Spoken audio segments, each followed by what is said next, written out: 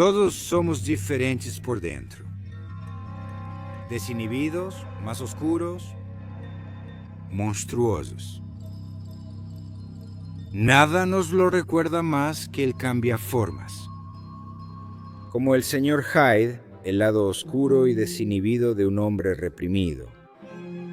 El hombre lobo, la personificación de nuestros propios impulsos salvajes. El Wendigo, un mal que consume incluso a los más nobles. El cuerpo del cambiaformas se transforma en cosas que o deseamos o tememos con todo nuestro corazón. El viaje de esta noche nos lleva de regreso a los primeros días de la historia humana, cuando el hombre aceptaba más abiertamente su lado oscuro. A través de otros cambiaformas también conoceremos los orígenes del hombre lobo, el más feroz de los monstruos entre nosotros. Mientras más civilizado se vuelve el hombre, aparentemente, más en secreto busca regresar a su salvajismo perdido hace mucho tiempo. Durante siglos, los hombres han intentado transformarse en seres más poderosos, cambiando de forma para convertirse en alguien o algo completamente diferente. No siempre es un participante voluntario. ¿Crees que aún quiere vivir después de lo que es ahora? Estos hombres han prometido no hacerte daño. Y muchas veces igual de víctima. El cambiaformas ha existido en casi todas las culturas desde la prehistoria. El registro más antiguo conocido del hombre está pintado en las paredes de las cuevas prehistóricas de Lascaux, Francia, que datan de hace unos 30.000 años. Los pintores de Cro-Magnon no solo representaban animales, sino también hombres con cualidades animales. Llamada magia de caza simpática, la creencia era que al evocar visualmente a los animales en las paredes de las cuevas, los pintores de Cro-Magnon reclamarían parte del poder del animal para sí mismos. Sin la separación actual entre el hombre y la naturaleza, el hombre primitivo se disfrazaba con pieles de animales en un intento de convertirse completamente en ese animal y heredar sus características.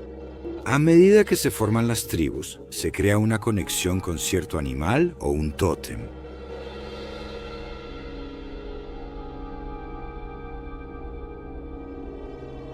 La habilidad de cambiar de forma o transformarse de humano a animal sigue estando presente en la mitología.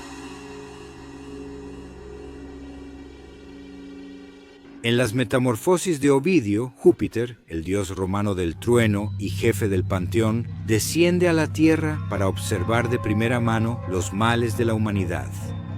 Es cuando se presenta en el palacio del rey Arcadio Licaón en el año 44 a.C.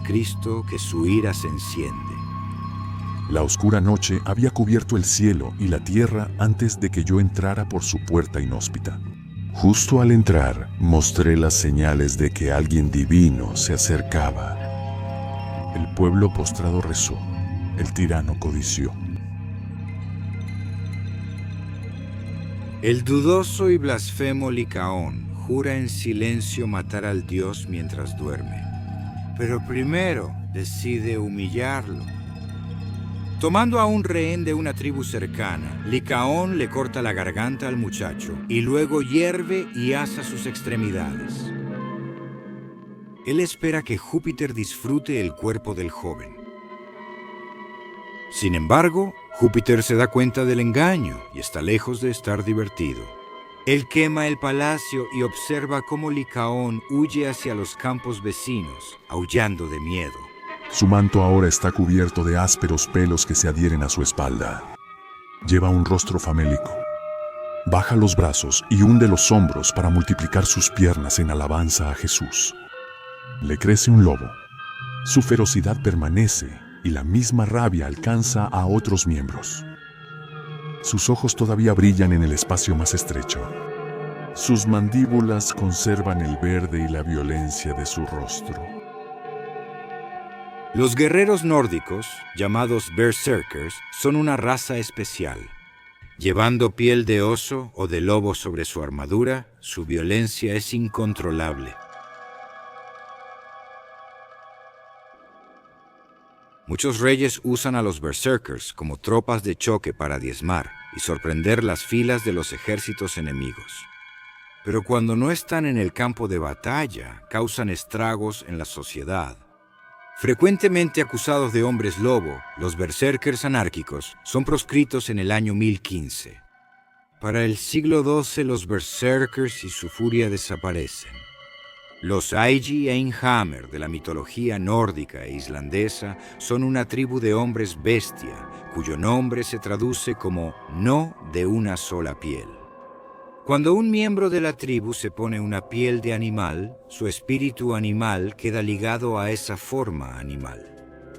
Se convierte en Hamrama, siendo percibido por aquellos que están bajo su hechizo como el animal real, aunque mantiene su forma humana. A medida que el cristianismo se extiende por el mundo, el cambio de forma pronto es visto como algo maligno, un acto impío por la Iglesia. No es un ejercicio de la conexión del hombre con la naturaleza, sino una blasfemia por su rechazo a Dios. La palabra hombre lobo o lobo hombre aparece por primera vez en el lenguaje común en el siglo XI, escrita en las ordenanzas eclesiásticas del rey Canuto. Es sinónimo de una palabra temida por muchos. Similar a los sustos de vampiros en el mundo, los brotes de hombres lobo se toman bastante en serio y se usan como una forma de explicar oleadas de ataques de animales. Hay dos tipos de hombres lobo: aquellos que aceptan voluntariamente la transformación como una forma de alimentar su sed de sangre y deseo de carne humana, y aquellos que son malditos por las circunstancias.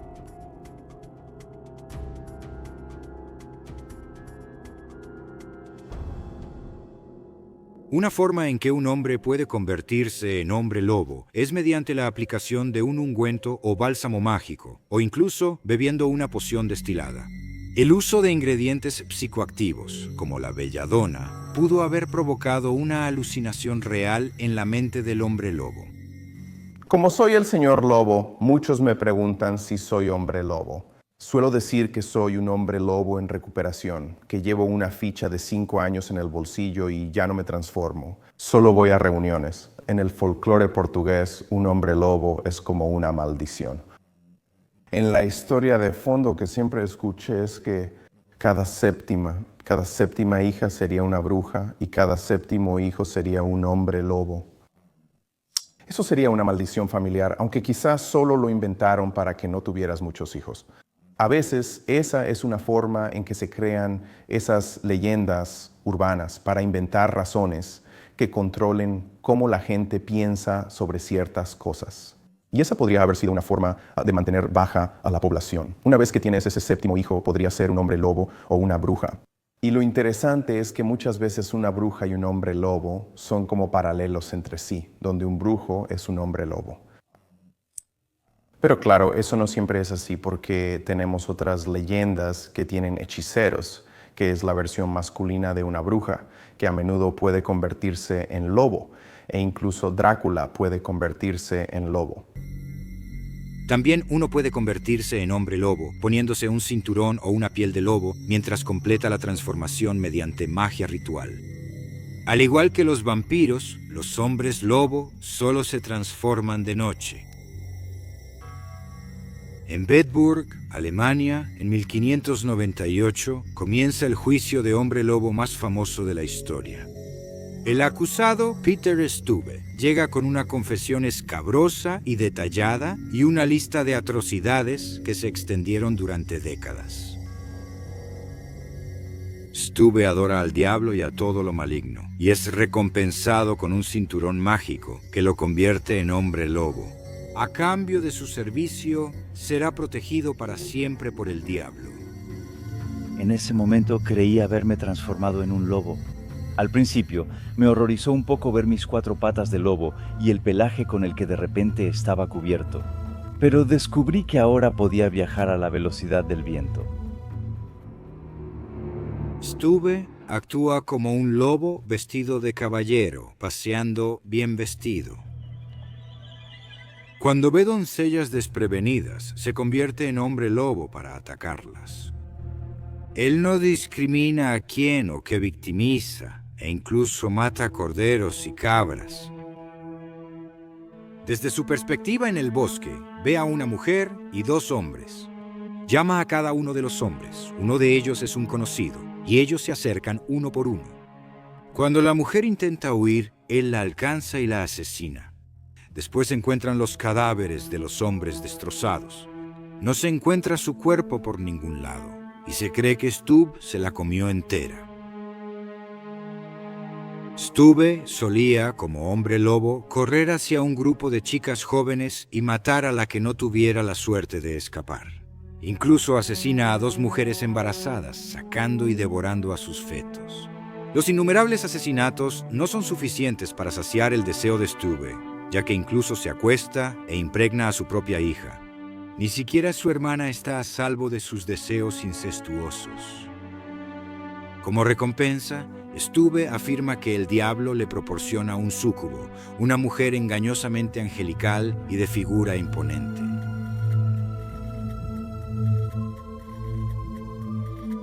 Stubb es capturado cuando intenta escapar de un grupo de cazadores, quitándose el cinturón y volviendo a su forma humana.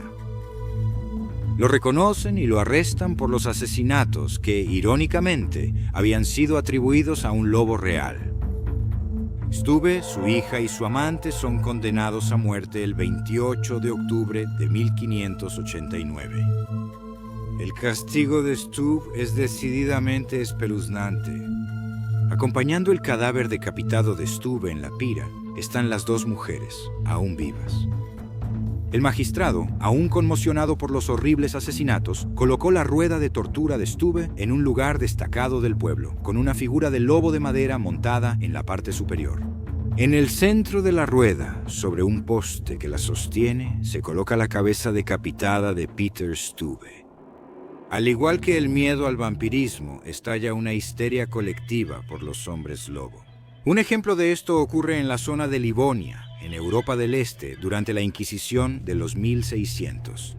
31 personas son llevadas a juicio por supuestamente ser hombres lobo. La leyenda portuguesa del hombre lobo, el Lobus Omen, es una figura trágica, es una figura triste. Sabes, él no cambia por una mordida, cambia, o más bien, por la luna llena. Él cambia en una encrucijada y llega a la encrucijada y luego se transforma y después solo llora. Y los escuchas en la noche llorando. Sabes, y es triste, es trágico. Mientras que los casos de vampiros han sido más directos, se sabe que los casos de hombres lobo se cruzan con otros elementos de lo sobrenatural. Los navajos, con su conciencia de la conexión entre el hombre y la naturaleza, tienen la leyenda de los cambiaformas, conocida como el Skinwalker. El Skinwalker usa la piel del animal que elige y puede volverse invisible. Ellos usan magia de larga distancia para atacar a sus enemigos y crean venenos que pueden arrojar sobre sus víctimas. Se reúnen en cuevas por la noche para comer carne humana. Los cambiapieles se sientan en sus círculos rituales, desnudos excepto por las joyas y la pintura corporal, y se mueven en 4 patas. Para matar a un cambiapieles, uno debe disparar una bala en el cuello de la forma animal para que atraviese la cabeza humana que está dentro. Igualmente aterrador y tan prevalente en la cultura algonquina de Estados Unidos y Canadá como lo es el hombre lobo para los europeos, es el Wendigo. Los Wendigos son criaturas parecidas a los ghouls, altas y demacradas, con huesos que sobresalen debajo de una fina capa de piel gris ceniza. Solo se alimentan de carne humana y crecen más con cada persona que comen. Se cree que una persona se transforma en Wendigo al comer carne humana por primera vez o cuando es poseída por el espíritu de un Wendigo. Las personas que sufren un deseo incontrolable de comer carne humana padecen psicosis de Wendigo. Es la primavera de 1879. Un trampero cree llamado Swift Runner afirma que toda su familia murió de hambre ese invierno cruel, excepto él y su esposa, quien se suicidó. A pesar de esto, él pesa unos saludables 90 kilos. Las autoridades están sospechosas. El amor previo de Swift Runner por el whisky llevó a su tribu a desterrar a él y a su familia. Los 10 se ven obligados a establecer un campamento en la naturaleza. La policía, sintiendo que algo anda mal, regresa a Swift Runner al campamento de su familia y comienza una búsqueda exhaustiva. Se sorprenden por lo que encuentran. Huesos humanos completamente limpios y algunos con la médula extraída. Hay suficientes restos para identificar a la esposa de Swift Runner, sus 6 hijos, su hermano y su propia madre. Algunos murieron a golpes, otros por disparos, y uno, al parecer, fue estrangulado con una cuerda. Durante su juicio, Swift Runner afirma haber estado poseído por el espíritu del Wendigo. Estas son algunas de sus últimas palabras, dichas a un sacerdote antes de su ahorcamiento. Soy el hombre más insignificante. Ni siquiera merezco ser llamado hombre. Una transición diferente de hombre a Wendigo se narra en el cuento corto de Algernon Blackwood, El Wendigo. El prolífico Blackwood ya se ha consolidado, a través de sus novelas y contribuciones a libros como Weird Tales, como un escritor destacado de lo sobrenatural. Su versión del Wendigo difiere de la mitológica, pero aún así es bastante aterradora. Un grupo de cazadores se aventura en la naturaleza canadiense y pronto descubre que ellos son los que están siendo cazados. Su guía turístico, el franco-canadiense Defago, es arrastrado durante la noche por algo que no se puede ver.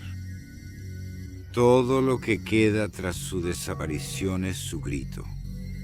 Oh, esta altura ardiente, oh, mis pies de fuego, mis pies ardientes de fuego.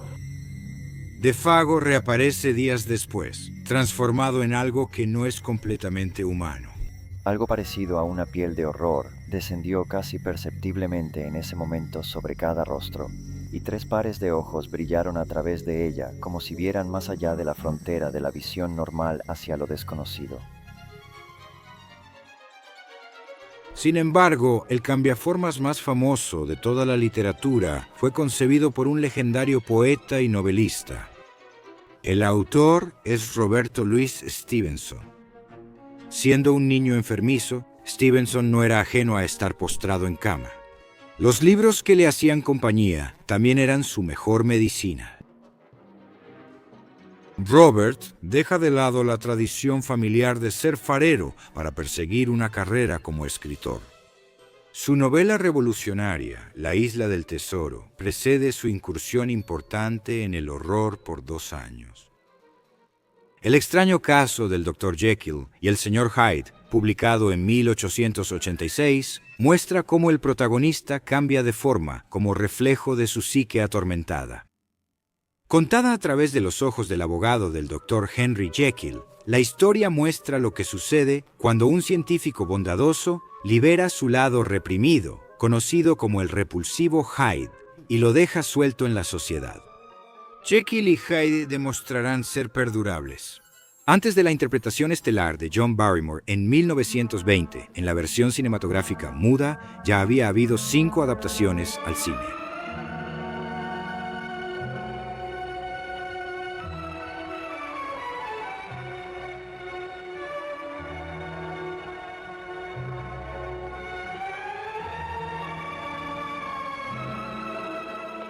El dolor más intenso le siguió.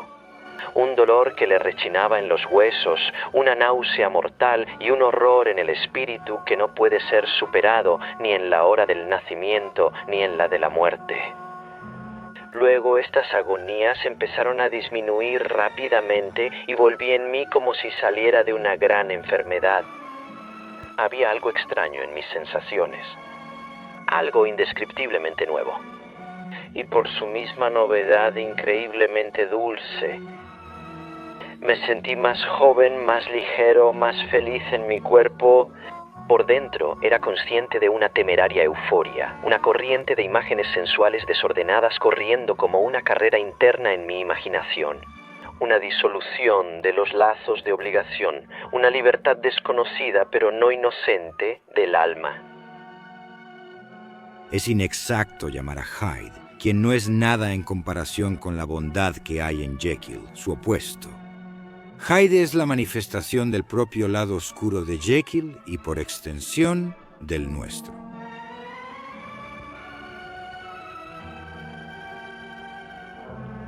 Supe desde el primer aliento de esta nueva vida que era más malvado, 10 veces más malvado. Me vendí como esclavo a mi maldad original, y ese pensamiento en ese momento me animó y me deleitó como el vino. Esto culmina con el asesinato a sangre fría de Hyde, de un ciudadano ejemplar, y la caída tanto de él como de Jekyll.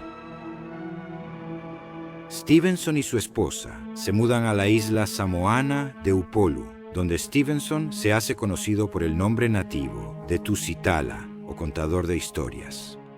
Su salud continúa deteriorándose, al igual que su inspiración creativa.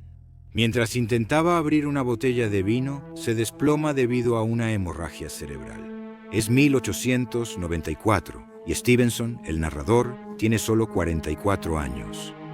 Más que cualquier otro cambiaformas, Jekyll y Hyde siguen emocionando y persiguen a través del medio del cine.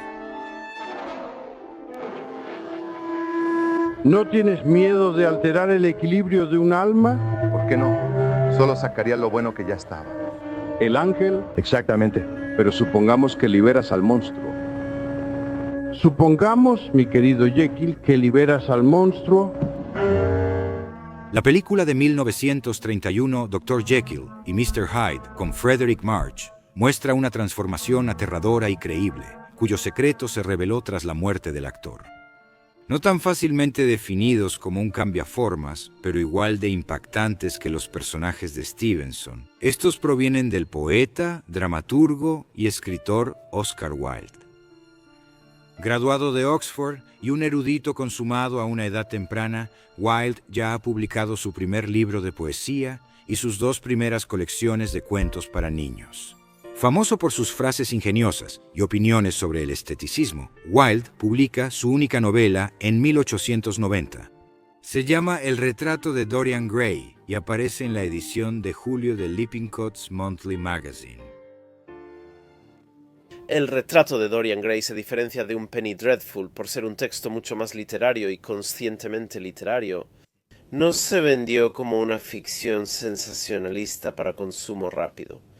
Originalmente apareció en una revista estadounidense bastante intelectual que asumía un tipo de público lector literario, Lippincott's Monthly Magazine, que se publicaba en Filadelfia.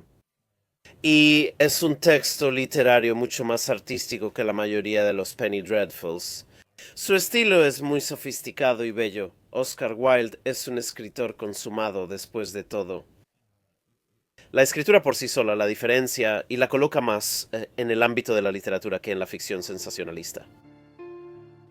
Y su naturaleza homoerótica es el principio del fin de la sofocante era victoriana. Creo que lo gótico y lo sobrenatural florecen en una época donde hay mucha represión, una sociedad altamente controlada y estructurada. Creo que no es casualidad que lo gótico haya florecido en el siglo XIX, finales del siglo XVIII y siglo XIX. Por supuesto pensamos en la época victoriana como una época muy reprimida, muy rígida, con mucho control. Y creo que realmente lo sobrenatural, y en particular lo gótico, con su tipo de ansiedad extraña sobre lo inexplicado y lo no reconocido, es realmente una respuesta a esa rigidez. Es una forma de que una cultura represiva se suelte un poco y exprese sus ansiedades más profundas, sus fobias más profundas. Creo que por esa razón floreció en el siglo XIX. Dorian Gray es un libro incendiario que generó 216 ataques literarios en los primeros 2 meses de su publicación, según Wilde. Afirmó haber recibido 216 malas críticas de la novela en aproximadamente el primer mes o 2, todas las cuales tiró a su bote de basura. En realidad, sentía cierto orgullo por esto y se mostraba desafiante ante la prensa tan negativa. La mayoría de estas críticas atacan la novela por considerarla decadente, corrupta e inmoral. Realmente estaban impactados por los elementos centrales de la historia, particularmente por la idea de un hombre mayor aprovechándose de la inocencia de un hombre más joven. Y por supuesto, este tipo de matices homoeróticos volverían para atormentar a Oscar Wilde cuando fue juzgado y encarcelado, incriminado por homosexualidad en 1895. Pero en 1890, cuando la novela fue reseñada, él fue bastante desafiante y escribió una serie de cartas publicadas en la prensa, en todos los principales periódicos, defendiendo la novela, defendiendo su moralidad, su arte, y de hecho afirmando que ningún escritor debería ser juzgado por criterios morales estrechos, defendiendo esencialmente su libertad artística. La historia comienza con el pintor Basilio Hallward terminando un retrato de tamaño real de su musa, el inocente y joven Dorian Gray. Es el encuentro de Dorian con el amigo de Hallward, Lord Enrique, lo que primero corrompe al joven. Cuando el vanidoso Dorian se da cuenta de que él envejecerá mientras el retrato permanece joven, decide que dará todo, incluso su alma, para que el retrato envejezca en lugar de él. Pero hace más que eso. El retrato también refleja sus vicios, y mientras Dorian permanece joven e inmaculado, carece de conciencia mientras corrompe y destruye vidas a través de sus propios vicios. Una diferencia clave para mí entre Drácula y Frankenstein es que Dorian Gray es muy parte de la sociedad en el mundo al que perturba. Su monstruosidad es un elemento de esa sociedad victoriana. Drácula, por supuesto, es un forastero. Él es de Transilvania. Él es muy extranjero, el inmigrante peligroso que se aprovecha de las jóvenes occidentales y del occidente en general. Pero él no es occidental y Frankenstein, por supuesto, ni siquiera es humano. Él es un artefacto fabricado. Dorian Gray, en cambio, es un hombre de la aristocracia. Es de buena cuna. Él es el tipo de hombre que cualquier victoriano esperaría encontrarse en la calle, cualquier caballero victoriano, claro. Y por supuesto su monstruosidad no es evidente para quienes lo conocen. Luce perfectamente joven e inocente. Su monstruosidad es todo. Es evidente para él cuando mira el retrato, especialmente, pero para nadie más. Es una monstruosidad privada. Supongo que estoy sugiriendo que realmente hay una afinidad entre el autor y su creación, y ciertamente un sentido de vergüenza por parte de Dorian que es muy evidente, creo, al final de la novela, al final de la historia. No quiero revelar nada, pero está atormentado por un profundo sentido de su propia criminalidad. Eso, por supuesto, me parece que concuerda con el propio Oscar Wilde. En el retrato de Dorian Gray, creo que Oscar Wilde, quizás de forma inconsciente, se libera de su propio sentido de criminalidad y tal vez de la vergüenza por ser un homosexual practicante. Por supuesto, de ninguna manera estoy sugiriendo que haya algo de lo que avergonzarse, pero su cultura lo habría avergonzado y, de hecho, lo criminalizó unos años después. Es solo cuando Dorian destruye el cuadro que se libera de la fealdad de sus pecados y de la vejez. Sí, Oscar Wilde dijo que ningún hombre sabe cuáles son los pecados de Dorian Gray. Cada lector aporta su propio pecado a la novela y ve su propio pecado en Dorian Gray. Así que, en cierto sentido, Dorian Gray es una especie de pantalla en blanco, muy parecido a Mr. Hyde en El extraño caso del Dr. Jekyll y Mr. Hyde de Stevenson, de hecho, para que proyectemos nuestras propias ansiedades y fobias en él. Nuestros miedos sobre su posible criminalidad, que en realidad podría ser cualquier cosa, es una criminalidad sin nombre. Wilde sucumbirá él mismo a sus propios vicios, o así se les llamaba en su época. Poco después de la publicación de El retrato de Dorian Gray, toma como amante al tercer hijo de una marquesa de Queensbury y es arrestado y condenado a 2 años de trabajos forzados por ello. Mientras se desarrollan los juicios de Oscar Wilde, mientras Wilde está siendo criminalizado por su homosexualidad, si no me equivoco, Drácula en realidad aparece como novela más o menos cuando termina la condena de Oscar Wilde. Así que para mí Drácula es la novela, la historia está muy ligada a la historia de Oscar Wilde y la criminalización del homosexual. La relación entre Bram Stoker y Oscar Wilde es bastante interesante. Creo que a nivel personal se conocían bastante bien. Ambos, por supuesto, son irlandeses de Dublín, se conocían desde sus días de estudiantes. Se habrían encontrado frecuentemente en Dublín y crecieron juntos. No hay documentación de eso. No hay referencias ni cartas sobrevivientes entre ellos, por ejemplo, pero se puede asumir con bastante seguridad que frecuentaban los mismos círculos en Londres y en Dublín. Y luego, por supuesto, ambos emigraron, si esa es la palabra correcta, de Irlanda, de Dublín a Londres para hacer sus carreras, donde Stoker se convirtió en el director de escena del Teatro Lyceum, donde gobernaba el gran actor Sir Henry Irving. Así que Stoker, un director de escena en la misma época en que Oscar Wilde intentaba hacerse un nombre como dramaturgo. Así que debió haber alguna relación, alguna tensión ahí. Creo que lo más interesante es que allá en Dublín, en la década de 1870, cuando ambos aún eran jóvenes, Wilde era muy amigo de una joven irlandesa llamada Florence Balcombe. Y de hecho, si ves las cartas entre ellos, es bastante evidente que Wilde la estaba cortejando, incluso puede que quisiera casarse con ella. Pero ella se casó con Bram Stoker. Quizás comprensible en retrospectiva, ella vio más cosas que le interesaban en Bram Stoker. Y creo que Wilde estaba bastante afectado por esto, debió haber un poco de celos, estoy seguro. Al menos temporalmente, de Bram Stoker. Así que a nivel personal están esas relaciones. Y luego, a nivel literario, creo que Stoker debió haber estado al tanto de la homosexualidad de Wilde, especialmente después de los juicios. ¿Quién no podría haber estado al tanto de la homosexualidad de Wilde? Creo que Wilde está presente incluso en Drácula, particularmente en esos momentos donde Drácula se aprovecha del joven inglés. El asistente legal, Jonathan Harker, hay un par de escenas donde se aprovecha del cuello de Harker.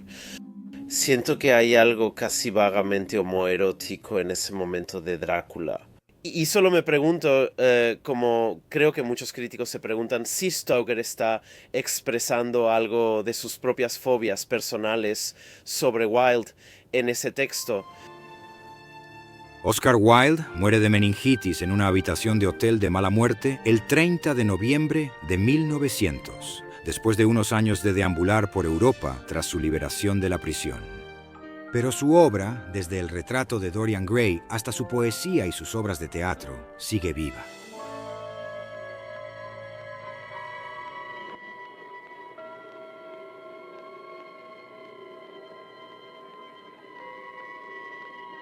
La vida del hombre lobo continúa más allá de las leyendas del mito y la realidad de la paranoia y entra en las páginas de la literatura. Se sabe poco del escritor Leigh Ritchie. Nacido en 1800, trabajó como oficinista en Glasgow, pero decidió dedicarse a la literatura de tiempo completo en 1820. Además de escribir 4 novelas, su cuento corto, El hombre lobo, publicado en 1831, es considerado uno de los primeros hombres lobo en la literatura británica. En la Francia feudal, un caballero presencia un ritual en el bosque. Atraído por el ritual, se une a los festejantes y aúlla como lobo. Su astuta esposa y un monje, convencidos de que el caballero es un lobo garú o hombre lobo, juran mantenerle la ropa alejada. Si un lobo garou no tiene su ropa para volver a transformarse después de su cambio, se queda para siempre en esa forma. Al final de El hombre lobo, ni siquiera el lector sabe si el caballero era o no un hombre lobo real.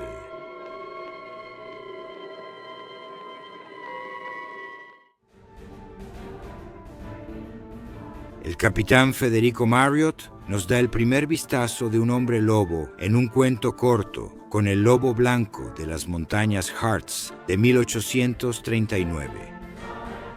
Como gran parte de la obra de Marriott, el lobo blanco aprovecha sus experiencias en el gran y misterioso mar. El lobo blanco narra la historia entre dos soldados en el mar, donde uno perdió a su hermano y hermana por culpa de su misteriosa madrastra. Ella es una mujer lobo por la noche, pero también tiene aspectos de un ghoul. Su deseo por la carne humana no se limita solo a los vivos, sino también a los muertos. Al igual que Varney el vampiro, las revistas Penny Dreadful también presentan a un hombre lobo, llamado Wagner, en 1847. Jorge Guillermo MacArthur Reynolds fue un escritor británico que, al heredar la propiedad de sus padres, decide no unirse al ejército británico y en su lugar dedicarse a la escritura. La especialidad de Reynolds resulta ser la ficción serializada, historias escritas para las masas populares, contadas capítulo por capítulo en revistas como las Penny Dreadfuls. Wagner comienza la historia como un hombre de 90 años en la selva negra de Alemania en 1516, abandonado por su nieta y dejado solo en su vieja cabaña. Cuando un desconocido llega una noche, le ofrece a Wagner su juventud renovada a cambio de 18 meses de servicio y una condición más. Se dice que al atardecer del último día de cada mes, el mortal al que pertenece el destino del hombre lobo debe cambiar su forma natural por la de un animal salvaje, en cuya horrible figura debe permanecer hasta el momento en que el sol del día siguiente amanezca sobre la tierra. Wagner debe vivir con su maldición, mientras que poco después se reúne con su nieta. Finalmente busca la salvación de Dios y fallece en paz.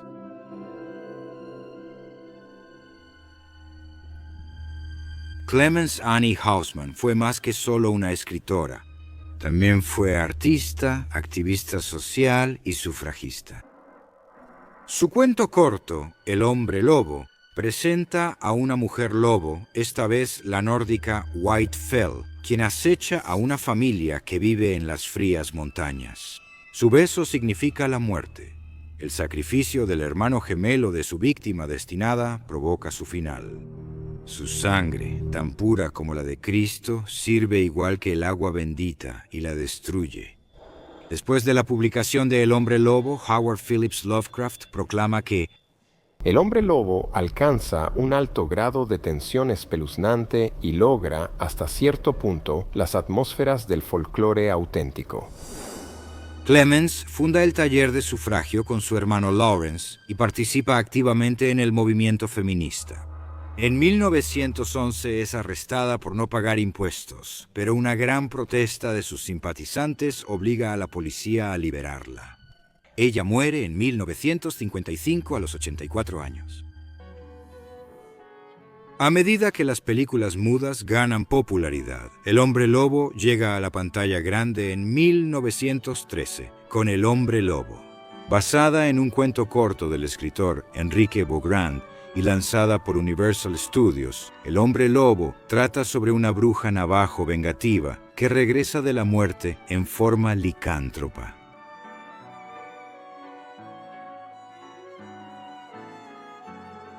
El director Enrique McRae, pionero canadiense, es reconocido por crear el efecto de doble exposición, las máquinas de viento y la iluminación artificial de interiores. El hombre lobo, como muchas películas mudas, está perdido.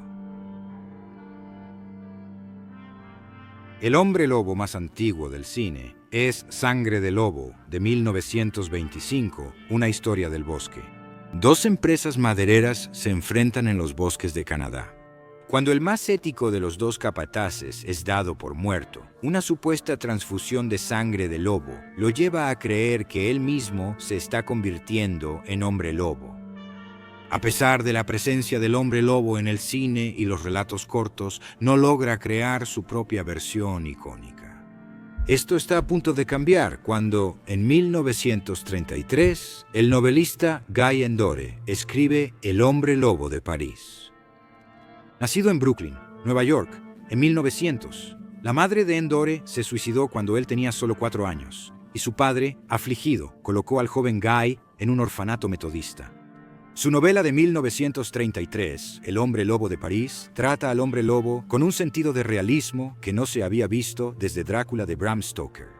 El narrador de la secuencia de encuadre, un estudiante de doctorado, descubre un manuscrito perdido que detalla la vida de un hombre lobo durante los días de la Revolución Francesa. ¿Endor no se anda con rodeos? Si Drácula evita la sexualidad, el hombre lobo de París se deleita en ella. Al situar a su hombre lobo profundamente en la tradición y presentarlo de manera realista, el resultado final es aterradoramente real. El libro se convierte de inmediato en el número 1 en la lista de los más vendidos del New York Times y pasa por varias ediciones. Aún así, se convierte en un clásico perdido. 2 años después, su autor disfruta de una exitosa carrera como guionista en Hollywood, con películas como La marca del vampiro con Bela Lugosi, Amor loco con Peter Lorre y la película de Fred Astaire y Ginger Rogers, Ritmo loco. En los años 50, el Comité de Actividades Antiestadounidenses investiga a Endor por su pasado comunista. Por suerte, no es encarcelado ni llevado ante el comité, pero es incluido en la lista negra por varios estudios y se ve obligado a escribir bajo un seudónimo. En 1961, Hammer Films adapta El hombre lobo de París como La maldición del hombre lobo y traslada el contexto histórico de Francia a España. El hombre lobo ya tuvo su época en la literatura. Mientras la Gran Depresión sigue golpeando a Estados Unidos, está a punto de hacer finalmente su gran debut en el cine.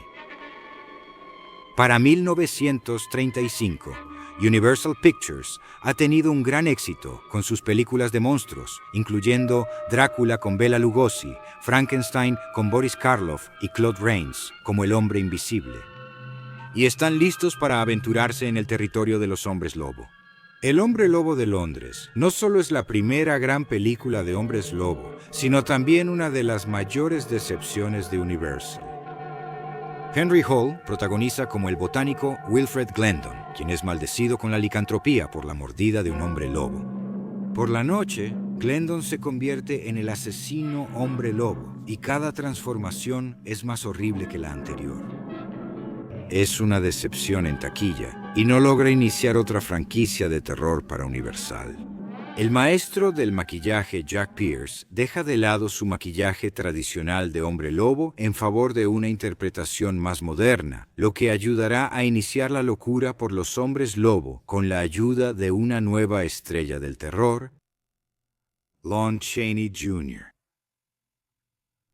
El Lon Chaney Sr. ascendió en el cine mudo como el hombre de las 1000 caras, esforzándose mucho para cambiar sus rasgos y su cuerpo para papeles como Quasimodo en El jorobado de Notre Dame o el vampiro en Londres después de medianoche.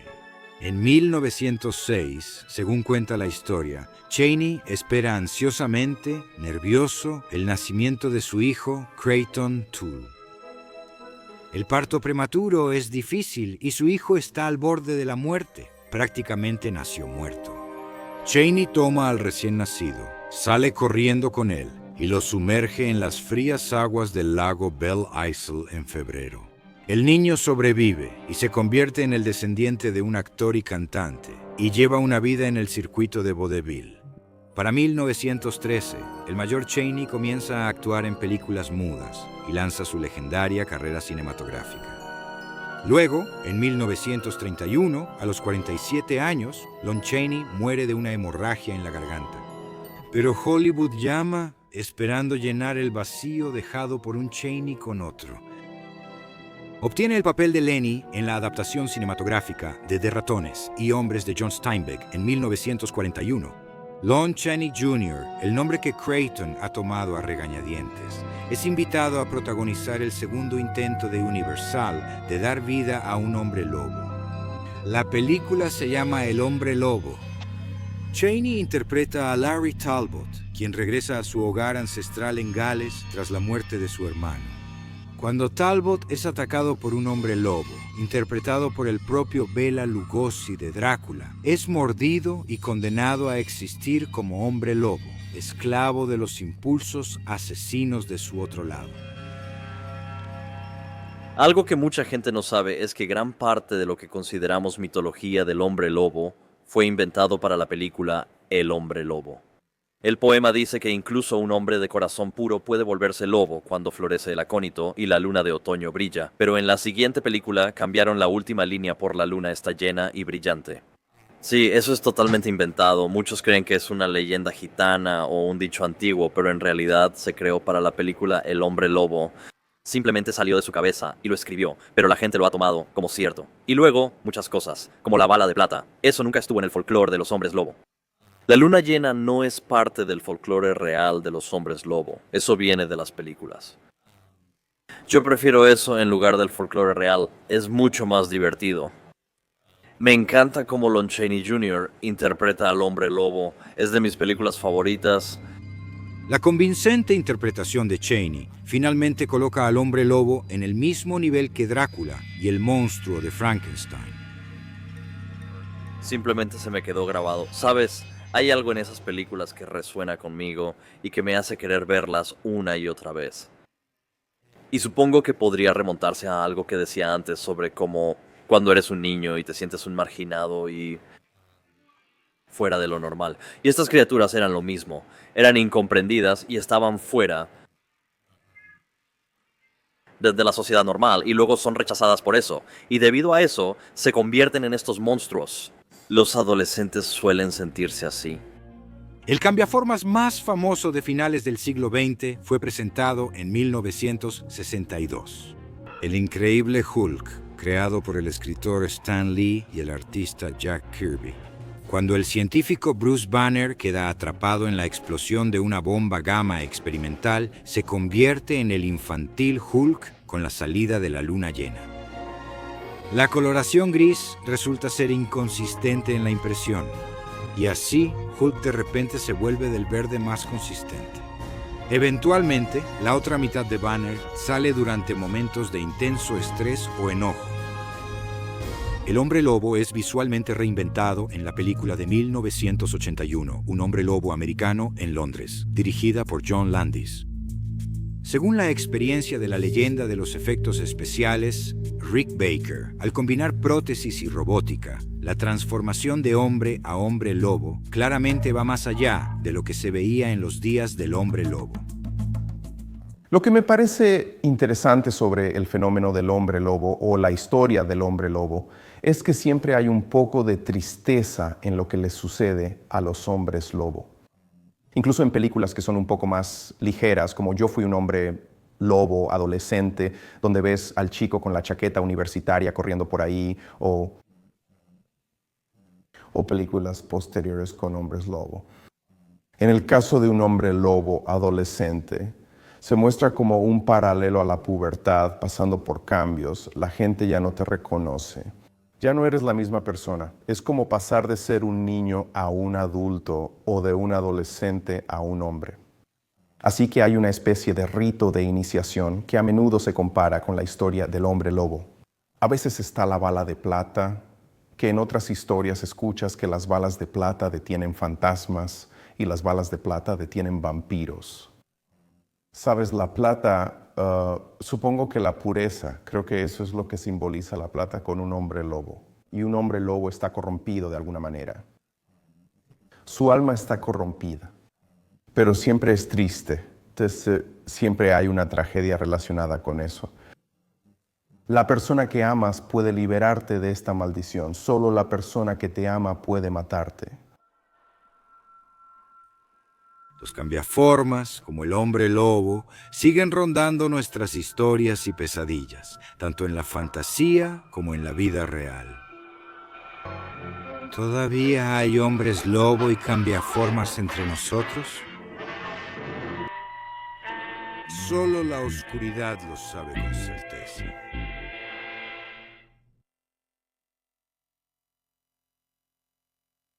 Gracias por vernos. Si deseas apoyarnos para crear más contenido histórico, dale like, comenta y comparte este video con otros aficionados. Y por supuesto, asegúrate de suscribirte para ayudar a que la historia siga sucediendo.